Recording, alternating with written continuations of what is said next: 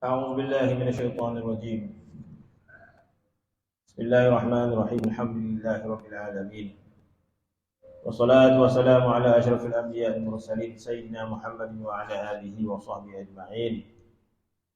رب اشرح لي صدري ويسر أمري واحلل عقدة من لساني يفقهوا قولي.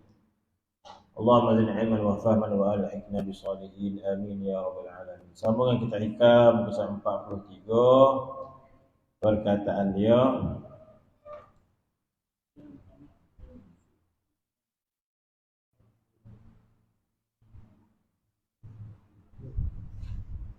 qala al-muallif rahimahullah wa nafana bil fidril amin.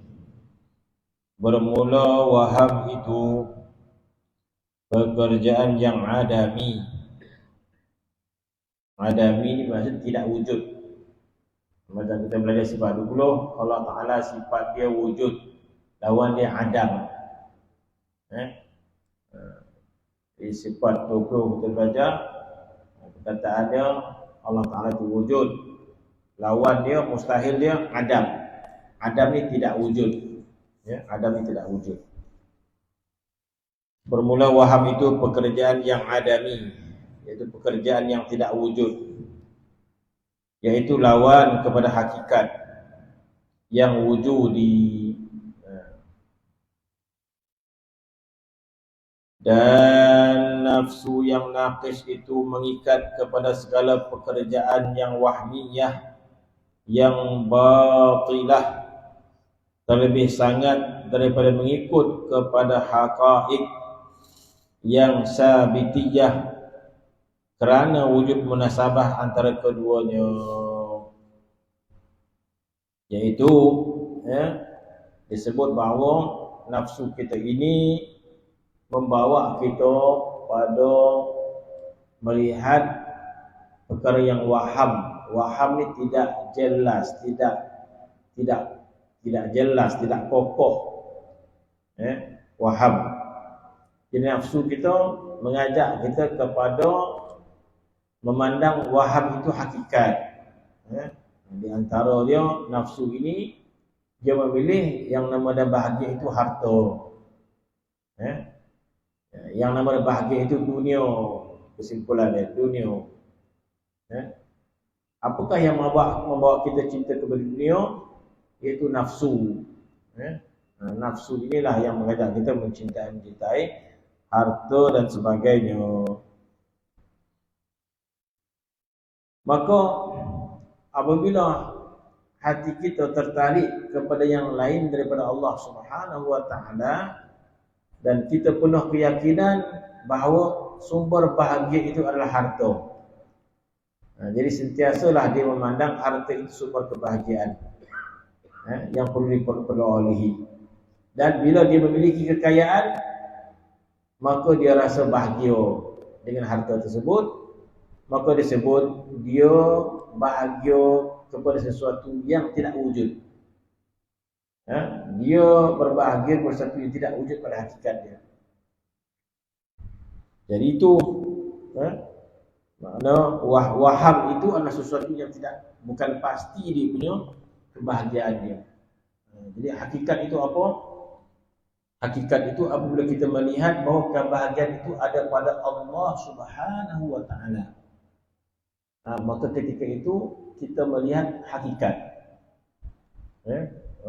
Jadi selagi mana kita tidak merasa bahagia dengan Allah, selama itu hati kita tidak melihat hakikat.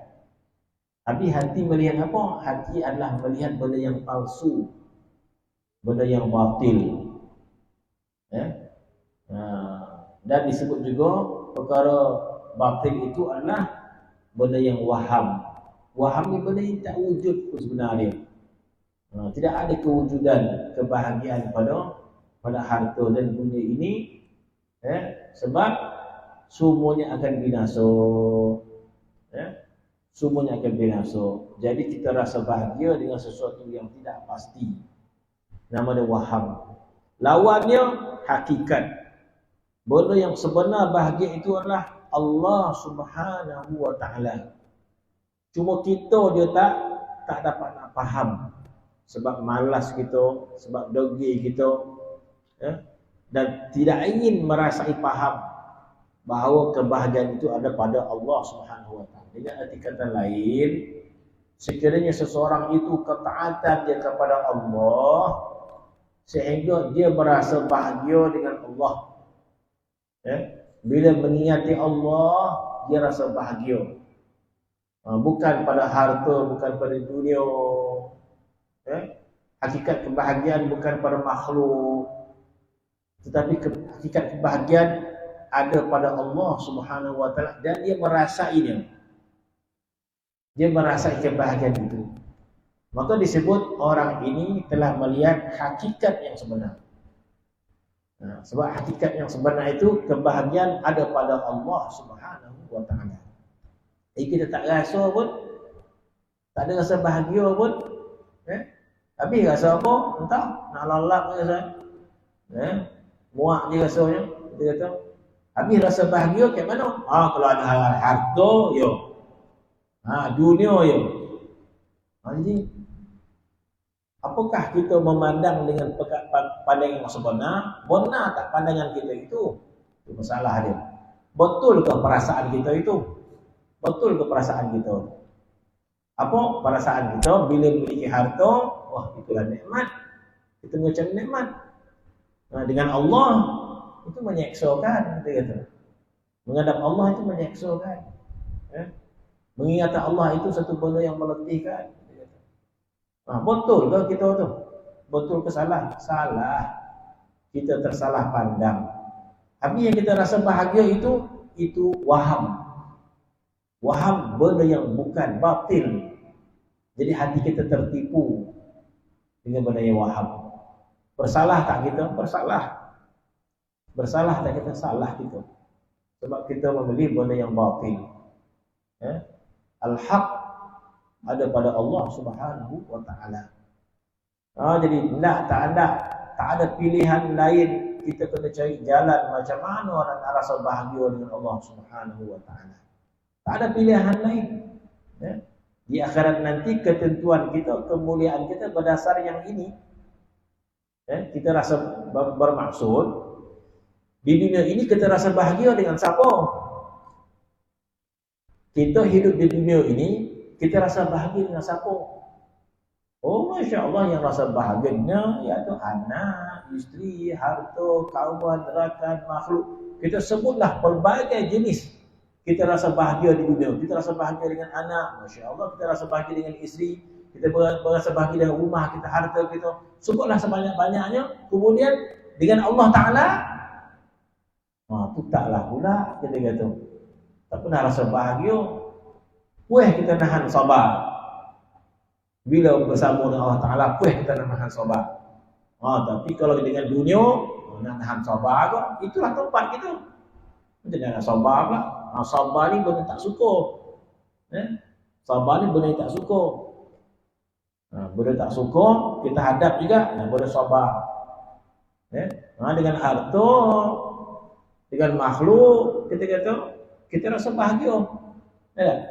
Dengan Allah, dengan Allah kita tak rasa bahagia.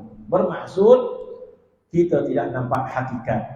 Mata hati kita buta untuk melihat hakikat yang sebenar. Salah maksud. Jadi kita hanya mengikut nafsu semata-mata. Sebab itu dikatakan nafsu ini membawa kita kepada perkara yang waham, benda yang samar-samar, yang hakikat. Jadi tak kita nak cari jalan. Kenapa kita tidak rasa bahagia dengan Allah Subhanahu wa taala? Kesalahan itu pada kita sebenarnya. Hati kita yang rosak, hati kita yang salah pilih, hati kita yang terpaut kepada nafsu. Dan Allah Ta'ala itu sifatnya cemburu, kata Nabi SAW. Nabi sabda Allah Ta'ala sangat-sangat cemburu. Allah aghyaru minni. Allah Ta'ala lebih cemburu daripada aku. Di antara cemburunya Allah Subhanahu wa taala, di antara balasan cemburu, Allah cemburu ada balasannya. Ada balasannya. Jadi Allah Ta'ala cemburu dengan kita. Kenapa Tuhan cemburu kita? Sebab kita memilih untuk rasa bahagia kepada yang lain daripada Allah. Jahat ke tak jahat dengan Allah? Seorang suami sepatutnya rasa bahagia dengan isteri. Cari orang lain lah, minum teh kata. Oh situ ada siapa, kita tahulah. Yang tukang buat teh tu mesra mana cara orang yang layan gitu. Orang Kelantan ni orang Kelantan ni lama-lama kata orang lah. Seronok di situ, bahagia di situ lah. Dengan rumah tak bahagia, rumah buat teh tak sedap. Nak keluar minum teh kedai ni gitu. Contoh lah. Jika kita tahu patut ke orang ni? Tak patut lah kita kata. Tak patut. Kita kata tak patut. Kita tak patut. Tak betul orang ni. Kita kata tak betul orang. Kita ni, kita memilih rasa bahagia selain Allah Ta'ala. Itu biasalah kita kata. Biasa. Jadi salah. Kita bersalah. Layaklah kita risau. Layaklah kita memikirkan. Layaklah kita menangisi diri kita. Tangisi diri kita. Ratapi diri kita. Bila akan masanya kita nak rasa bahagia dengan Allah Ta'ala? Apakah sampai nyawa kita dicabut oleh malaikat maut? InsyaAllah kita kata. Kita hanya rasa bahagia kepada yang lain daripada Allah Ta'ala. Kepada Allah kita cuai. Kita biarkan. Kita tak baiki. Biar je macam tu hubungan kita dengan Allah Subhanahu Wa Ta'ala. Maka kita tidak melihat kepada hakikat yang sebenar. Mata hati kita buta. Jadi hakikat sebenar apa? Hakikat sebenar adalah bila kita merasai bahagia dengan Allah Subhanahu Wa Ta'ala, maka kita berada pada hakikat yang sebenar. Kalau tidak, kita sesat batil. Hidup kita dalam kebatilan. Kita tak mencuri pun, sembahyang buat, puasa buat, Quran baca, tetapi kita tidak rasa bahagia dengan Allah. Maka dalam ilmu tasawuf dia mengatakan kita hidup dalam kebatilan. Batil. Tersalah pilih bahagia di dunia ini. Layak tak kita diazab oleh Allah Ta'ala? Layak diazab oleh Allah SWT. Kalau begitulah kehidupan kita, bermaksud di akhirat nanti bila kita berhadap dengan Allah Subhanahu Wa Ta'ala, apa balasan yang Tuhan nak beri kepada kita? Bagaimana kita nak menghadap Allah Subhanahu Wa Ta'ala di akhirat nanti? Sekiranya di dunia kita tercatat, di dunia kita rasa bahagia kepada yang lain daripada Allah Subhanahu Wa Ta'ala. Kepada Allah kita tak rasa bahagia pun. Kita terseksa, salat terseksa, berzikir terseksa, ibadat terseksa. Terseksa kita di dunia ini menghadap Allah Ta'ala. Kita rasa bahagia kepada yang lain daripada Allah Subhanahu Wa Ta'ala. Jadi apa? Macam mana kita nak menghadap Allah Subhanahu Wa Ta'ala di akhirat nanti? Bagaimanakah tampil kita di akhirat nanti? Selayaknya Allah Ta'ala keluarkan daripada rahmatnya. Sebab kita memilih untuk rasa bahagia selain daripada Allah Subhanahu Wa Ta'ala. Kita memilih rasa bahagia dengan nafsu kita sahaja. Sebab itu Allah Ta'ala marah kita turut hawa nafsu kita ini. Tuhan marah sebenarnya. Sebab itu Allah Ta'ala mengatakan, Tuhan kamu itu nafsu kamu. Afara'aita man ittakhadha ilahahu hawah. Kamu tidak lihatkah di kalangan manusia yang mengambil nafsu itu sebagai Tuhan dia? Kenapa nafsu sebagai Tuhan? Sebab kita memilih untuk mencintai nafsu kita, membelakang untuk mencintai Allah Subhanahu Wa Ta'ala. Memang masalah kita. Kecuali kita dirahmati Allah, diampunkan oleh Allah Subhanahu Wa Ta'ala. Allah Ta'ala ampun, Allah Ta'ala maha pengampun. Tapi yang nama bersalah memang masalah kita. Jadi tak ada cara lain. Kita pun susahlah nak mencintai Allah ni susah. Memang susahlah. Bermujahadah, nama dia mujahadah. Allah Subhanahu Wa Ta'ala perintah kita sebagai mujahadah di dunia ini. Wajahidu fillahi haqqa jihadih. Wajahidu fillahi haqqa jihadih. Itu ayat pertama.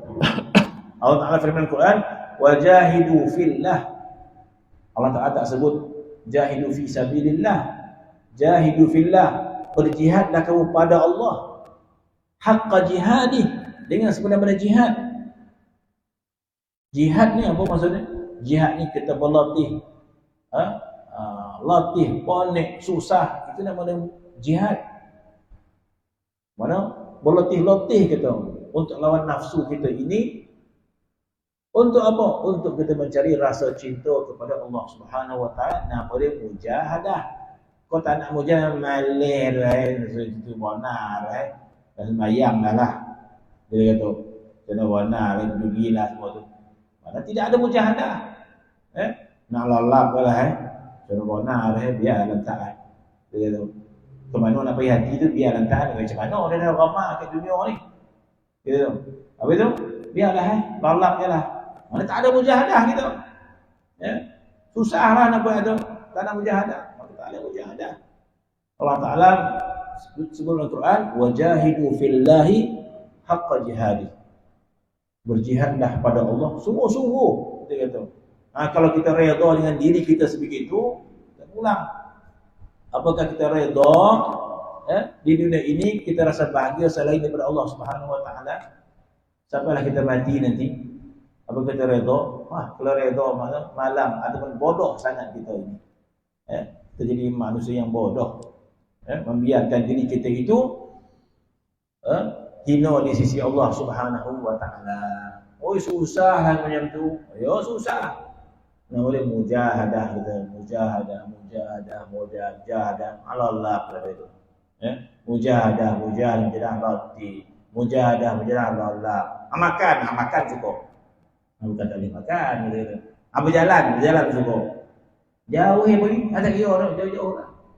Bukan tak boleh. Tapi masalah dia kepada Allah Subhanahu Wa Ta'ala lebih lagi mujahadah. Sebab kepada Allah Ta'ala itu pada mula dia memang orang tak suka.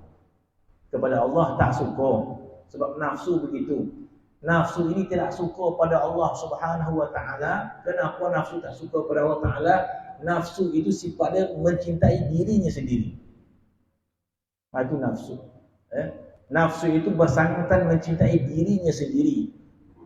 Dia tidak mencintai Allah Subhanahu Wa Ta'ala. Dia tidak tunduk pada Allah Subhanahu Wa Ta'ala. Itu sifat nafsu yang jahat itu dimasukkan dalam diri kita. Sebab itu kita tidak suka pada Allah Subhanahu Wa Ta'ala. Yang namanya taat, berat kita nak tunduk pada Allah Subhanahu Wa Ta'ala. Kenapa kita susah nak menghadap Allah Ta'ala? Kita kata letih, jemu, muak dan sebagainya. Nafsu inilah yang jahatnya kita kata. Sedangkan ruh kita yang asal itu, ruh kita yang tanpa nafsu. Ruh kita yang tanpa nafsu, ruh kita yang tanpa jasad, maka syurganya adalah di sisi Allah Subhanahu Wa Ta'ala. Ruh tanpa nafsu itu syurganya berada di sisi Allah Subhanahu Wa Ta'ala. Itulah syurganya.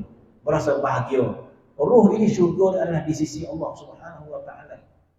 Jasad kita ini syurga dia masuk dalam syurga Nabi Adam AS dengan makan buah-buahan. Itu syurganya tubuh badan kita. Kenapa syurganya tubuh badan? Sebab di situ makannya lebih lazat, tempat tinggalnya lebih indah, hartanya lebih banyak. Itu syurga tubuh badan kita. Kita akan menikmati makanan, minuman, kelazatan. Syurga tubuh badan kita, syurga Nabi Adam AS. Tapi syurga kepada roh kita adalah di sisi Allah Subhanahu Wa Ta'ala. Jadi terpaksa kita lawan nafsu ini. Kita hayat dia. Kita hayat dia supaya dia tunduk, dia akur, lu ontok-ontok. Itu dia maksud dia. Sebelum ni dia raja. Sebelum ni dia yang pentah ke kita. Senyap. Ambil rotornya. Ambil dunianya. Dia kata, yolah. Pegang dulu ni. Peluk kuek kata dia. Oh, yolah. Cantik dulu ni. Yolah. Kata kita. Tunduk kita kepada nafsu itu. Kepada Allah tak payah, jangan, kata dia. Kita yolah, kita ikut saja. Apabila kita diberikan kesedaran, diberikan kefahaman salah kita, maka kita cuba lawan nafsu itu. Begadang lah. Lawan nafsu. Dengan berbagai mujahadah. Akhirnya tunduk dia, melepek dia. Kita pula berkuasa, ruh kita kuat. Nafsu tu ada di sisi itu. Dia tak lari daripada kita. Nafsu tu ada, tapi dia dah kena pukulan KO begitu. kita dah boleh garang dah. Dia diam. Dia duduk untuk duduk tepi tu. Yalah, dia. Mai sini sembahyang. Yalah, dia. Diikut saja. Susah. Kita heret nafsu tu ke hadrat Allah Subhanahu Wa Taala. Seolah nafsu tu ada bersama kita, dia duduk bawah. Duduk untuk. Jangan apa. Dia nak suruh balik pula. Sebab kita nak berlazat-lazat dengan Allah Subhanahu Wa Taala. Nafsu pun dulu tak berani cakap apa-apa. Dulu ketika mana ruh kita di sisi Allah Subhanahu Wa Taala, kita tak bawa apa-apa. Kita tak bawa jasad, tak bawa paut, tak bawa isteri, tak bawa anak, tak bawa nafsu. Di antara ruh dengan Allah Taala saja, ruh yang suci. Senang. Tapi bila kita ada jasad, kita ada paut, kita ada nafsu, semua ni kita bawa untuk menghadap Allah Subhanahu Wa Taala. Paut kita nak makan. Maksudnya kita nak bawa sembahyang. Perut kita lapar gitu dia. Dengan perut yang lapar ni kita bawa menghadap Allah Subhanahu Wa Taala dan sebagainya. Jadi susah. Jadi hebatlah orang yang boleh bawa jasad dia, bawa nafsu dia menghadap kepada Allah Taala, dan dia ruhnya itu berlazat-lazat dengan Allah Subhanahu Wa Taala dalam keadaan ruh berada dalam jasad kita. Ini masya-Allah cukup hebat. Dulu ruh kita berlazat-lazat dengan Allah Taala tanpa jasad. Kita tak ada jasad, kita ada nafsu. Ruh kita itu berlazat-lazat musyahadah kepada Allah Taala. Bukti dia Quran sebut bala syahidna. Ruh kata-kata bala syahidna, bahkan ya Allah kami musyahadah padamu ya Allah. Itu di antara ruh dengan Allah Taala, dia tak membawa apa-apa. Sekarang ini ruh berada dalam jasad kita kena hayat dengan jasad-jasad kita. Jasad kita nak makan, jasad kita nak macam-macam, kita hayat dia menghadap Allah Subhanahu Wa Taala. Itu yang tewas kita. Itu yang tewas kita. Kita bawa jasad kita bawa nafsu kita menghadap Allah Subhanahu Wa Taala, maka dicuitnya lah kita. Dah tu. Jom berjalan dah. Kita pun merayau. Hati kita buat merayau begitu. Susahnya nak bawa semua benda menghadap Allah Subhanahu Wa Taala. Begitu. Kalau begitu kena perlu mujahadah. Sehingga nafsu kita tunduk pada ruh kita. Dia ikut saja. Sebab ada dalam diri kita ada iman, ada takwa dan sebagainya. Mana surah kita mengatakan, wahai nafsu, duduk untuk dan nak menghadap Allah Subhanahu Wa Taala. Aku ingin berlazat-lazat dengan Allah Subhanahu Wa Taala. Aku ingin menikmati hubunganku dengan Allah Subhanahu Wa Taala. Kau jangan kacau aku untuk situ. Kalau takkan sepak kan. Jadi nafsu pun ialah boilah. Itu nafsu yang telah kita terdidik. Kalau dia mengontor-ontor nafsu sendiri, di poluk-poluk ni kita, di cuit-cuit ni kita pun lemah. Mana perlunya mujahadah.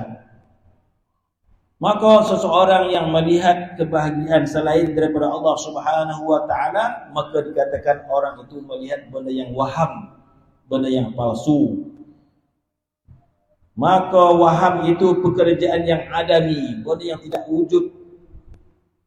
Lawannya hakikat yang wujudi. Dan nafsu yang naqis itu mengikat. Nafsu yang kurang, nafsu sifatnya naqis, kurang, mengikat kepada segala pekerjaan yang wahmiyah. Nafsu itu akan mengikat kita kepada benda yang waham. Waham bermaksud selain daripada Allah adalah waham. Selain daripada Allah adalah wahmiyah. Sebab itu kalau kita nak rasa bahagia dengan makhluk, mesti ada Allah Subhanahu Wa Taala yang menyertai di situ. Maka jadilah kerana Allah Subhanahu Wa Taala, kerana Allah Subhanahu Wa Taala. Kalau tidak, maka nafsu itu mengikat segala pekerjaan yang wahmiyah, yang batilah, yang batil. Nafsu itu kata harta itu bahagia, dunia itu bahagia, maka itu adalah batil, benda yang salah. Terlebih sangat daripada mengikat kepadanya haqaiq. nafsu itu dia mengikat kita kepada benda yang batil daripada mengikat kita kepada yang hakikat. Bermaksud nafsu itu tidak akan bawa kita kepada Allah. Dia mengikat kita kepada yang lain daripada Allah Subhanahu wa taala. Ya, kecuali nafsu yang telah pun ditarbiyah. Nafsu itu jahat. Nafsu ini jahat. Kenapa kejahatan nafsu? Dia tak suka pada Allah Subhanahu wa taala. Ini sifat dia jahat, dia melawan Allah Subhanahu wa taala. Kecuali kita tarbiyah dia. Kita perintahkan dia, kita arahkan dia, kita perintahkan nafsu taat pada kita. Kuat orang ni tak dapat nak halang dah kata nafsu. Rajin dia ke masjid, rajin dia beramal, rajin dia baca Quran. Yo, kita boleh rajin beramal, tetapi kadang-kadang dia ganggu hati kita. Muak dah lah tu, muak, boring lah kata dia. Tak suka dan tak suka kata nafsu tu. Dan tak suka kau beramal dah. Ya kau, iya. Macam tu jumlah. Gitu. Dia tak suka. Dia tak suka dah gitu. Tak sadap. Tidur gitu. Allah. Ya. Jadi bila kita dah didik nafsu itu, didik dia, maka ketika mana kita ibadat, maka dia tanam, dia tak perlu kesah dia. Macam kita bawa anak kita sampai dia tak suka, menggelisah dia nak balik. Kita kena ajar dia. Ajar sampai dia tenang. Jadi kita buat ke mana pun tanam dia, sebab kita dah beritahu dia. Kan? Gitu ya nafsu kita. Mula-mula dia tak suka beramal. Kita paksa dia. Tapi Masya Allah, memberontak nafsu tu. Kita tarbiyah dia. Lama-lama dia jadi tenang nafsu tu. Kita bawa ke masjid, tenang dia. Kita bawa beramal, tenang dia. Kita bawa berzikir, tenang dia. Maka dinamakan nafsu mutmainnah. Nafsu yang jahat itu betul jadi mutmainnah. Tenang, itu tanda kejayaan kita mentarbiyah nafsu kita. Dulu kita keluh kesah kalau beramal ni, pergi masjid keluh kesah, solat keluh kesah, berzikir keluh kesah. Itu nafsu yang ammaratun bisu'. Lama-lama kita terbiah, akhirnya nafsu itu tunduk, dia juga merasa tenang. Beramal tenang, berzikir tenang. Nafsu itu tenang, nafsu yang jahat itu tenang. Ya? Maka namanya nafsul mutmainnah nama dia. Orang yang nafsu dia mutmainnah, apa tanda nafsu mutmainnah? Bila beramal rasa tenang, bila berzikir rasa tenang, bila ibadat rasa tenang. Maka nafsu ini dipuji oleh Allah Subhanahu wa taala, dan nafsu ini, orang yang nafsu sebegini itu tanda kejayaan di sisi Allah Subhanahu wa taala. Bermaksud bila kita beramal, kita bawa diri kita beramal itu satu hal. Kemudian kita pujuk diri kita agar tenang kita beramal. Itu kejayaan yang kedua. Kejayaan yang pertama, dapat dan bawa datang ke pondok ni. Contohnya, pondoknya ada berzikir, ada baca Quran dan sebagainya. Dapat bawa tapi tak tenang. Lama bona pula dia nak keluar ni, dia tak tenang. Kono setengah jamnya menggelisah dia. Gitu dia. Tak tenang, jiwa dia tak tenang. Apa ni, nafsu dia tak tenang. Akhirnya nafsu itu tenang. Bawa ke masjid, tenang dia. Bawa beramal, tenang dia. Bawa baca Quran, tenang dia. Maka ini tanda kejayaan kita mentarbiyah nafsu kita itu. Dan kejayaan ini bukan jalan-jalan sebenarnya. Ini kejayaan yang besar yang dipandang oleh Allah Subhanahu wa taala. Apa kejayaan kita? Kita bukan sekadar taat, kita berjaya didik nafsu kita tenang dalam taat. Salatnya rasa tenang, berzikirnya rasa tenang, itmi'nan ataupun mutmainnah. Mutmainnah rasa tenang dalam ibadat. Berzikirnya rasa tenang, baca Qurannya rasa tenang, ibadatnya rasa tenang. Jadi nafsu itu jadi sebegitu, bukan jadi macam itu saja. Hasil dari tarbiyah daripada kita. Kita yang tarbiyah, kita yang paksa nafsu tersebut. Akhirnya dirasa tenang. Ini tanda kejayaan kita di sisi Allah Subhanahu wa taala berdasarkan Al-Qur'anul Karim. Kenapa? Sebab jiwa yang tenang sebegini, tenang ketika ibadat, Jiwa dia tenang yo. Tenang macam mana? Bila nongal lagu Nustan tenang tu rasa. Itu tenang lain. Tenang kepada yang bukan ibadat, itu tenang yang kepalsuan. Tenang betul rasa. Bila mana? Bila dapat rokok sebatang tenang rasa. Itu tenang tidak iktiraf. Apa lagi tenang? Dapat rasa tenang rasa. Dapat lagu Nustan tenang rasa. Ini tenang yang tak betul. Ketenangan yang betul, mutmainnah yang betul. Mutmainnah kita menghadap Allah Subhanahu Wa Taala. Itu mutmain betul. Bila menghadap Allah, bukan tenang rasa. Muak pada rasa. Bermaksud jiwa kita bukan jiwa yang tenang. Jadi kalau jiwa kita jiwa yang tenang, itu mendapat pengiktirafan daripada Allah Subhanahu Wa Taala. Jadi mudah-mudahan Allah Subhanahu Wa Taala menjadikan kita sebegitu, yaitu Allah Subhanahu Wa Taala menyeru jiwa itu, ya ayyatuhan nafsul mutmainnah, wahai jiwa yang tenang. Jiwa yang tenang macam mana? Tenang ibadat, tenang berzikir, tenang solat. Maka kalau kita meninggal dunia dicabut oleh malaikat maut dalam keadaan kehidupan kita tenang dalam ibadat, maka mendapat pengiktirafan yang sangat tinggi di sisi Allah Subhanahu Wa Taala. Maka Allah Taala menyeru jiwa yang tenang itu, maka Tuhan menyeru dengan penuh kemesraan, penuh kemanjaan. Maka Allah Taala mengatakan, ya ayyuhan nafsul mutmainnah irji'i ila rabbiki radiyatan mardiyah. Kembalilah engkau kepada Tuhanmu radiyatan, akan engkau redha kepada Tuhan. Jiwa yang tenang ni adalah jiwa yang redha kepada Allah Subhanahu Wa Taala. Kalau kita tidak redha kepada Allah, tak mungkin kita tenang. Kita redha pada perintah solat, kita redha pada perintah berzikir, kita redha pada perintah-perintah Allah Subhanahu Wa Taala. Sebab itu kita tenang, sebab kita redha kepada Allah Subhanahu Wa Taala. Solat, redha ya Allah. Zikir, redha ya Allah. Baca Quran, redha ya Allah. Sebab itu kita boleh tenang. Maka Allah Taala menggelar kita nafsu yang radiyah. Jadi jiwa yang nafsu yang tenang ini bersamaan dengan nafsu yang radiyah. Kita redha kepada Allah Taala. Kalau kita tidak redha kepada Allah, mana mungkin kita tenang?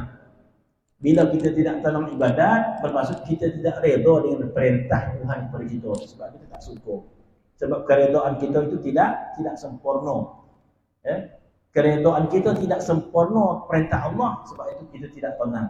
Tetapi kalau kita redha kepada Allah Subhanahu Wa Taala, maka kita jadi tenang.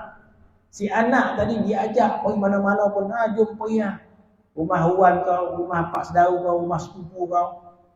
Kalau mula-mula pergi dia tak suka, maka tak tenang dia. Dia tak redha dengan apa yang diajak oleh mak ayah, dia tak redha. Tenang jadi ikut kita, tak tenang dia. Moncong ayo. Dia nak pergi main, dia nak pergi main, dia pun ajak dia pergi jalan rumah saudara. Mana dia tidak redha di atas perintah tu. Tenang ke dia? Tak tenang dia dah, moncong dia. Sebab dia tidak redha di atas perintah. Bilakah jiwa kita tenang dengan Allah Subhanahu Wa Taala?